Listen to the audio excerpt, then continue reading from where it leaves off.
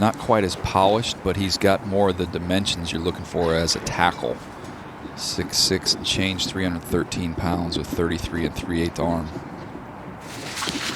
There he goes. Solid 10. 5 flat. Really solid.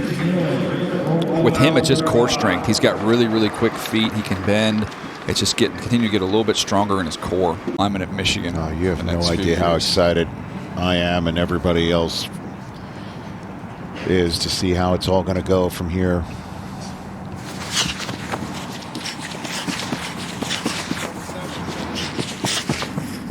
Nicely done. 2 good times. Lomu. Okay. And look at all that getting in the air. I mean, my goodness. What do you look for when we're talking about, because they're not going up to catch a pass here, so what are you looking for as an evaluator? Caleb Lomu in the second group, what'd you think of his movement skills? Because that's what it's all about. That's what it's all about, because if you're going to play tackle, you got to be able to dance with all those guys who are flying off the edge, who bring power off the edge, and movement skills.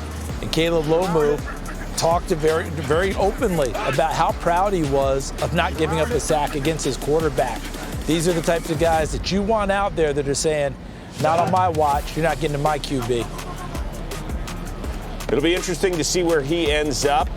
One of the top tackles that's available on the board this year. But yeah, and you know, with he and Fano, both of them, do you wonder, do they move inside as well and get work done?